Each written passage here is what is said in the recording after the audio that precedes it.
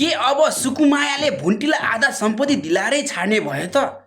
र भूपेन्द्रका परिवारलाई चेतावनी दिँदै भनेको छन् कि सुकुमायाले अबको केही दिनभित्रमा आधा सम्पत्ति मेरो नाममा भएन भने मैले छोड्दैन भनेर भनेका हुन्छन्। तर तिनी भने सुकुमाया भुन्टी नभएर सुकुमाया हुन्।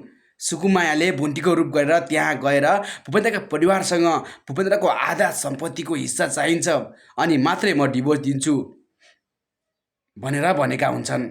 यति भन्ने बेलामा सिरिया भने छाँबाट खयस्त भएका छन्।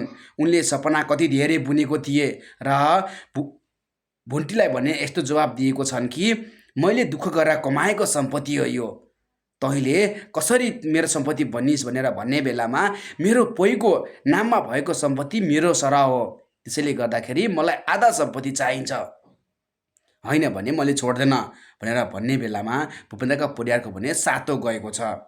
र उता भने टोकलेले छपछपी खोज्दैछन् भुन्टीलाई। भुन्टी कहाँ छन् र कस्तो अवस्था छ भन्ने कुरो कसैलाई पनि थाहा छैन।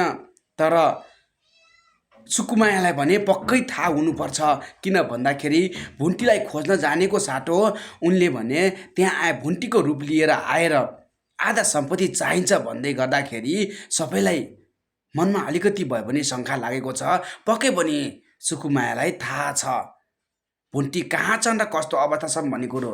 त्यसैले गर्दाखेरि जबसम्म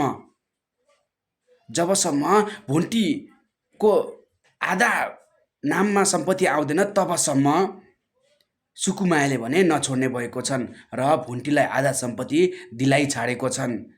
जहाँ कि भुन्टीलाई कति धेरै दुःख दिएको थिए त्यसैको बदला अहिले सुकुमायाले लिउँदैछन्।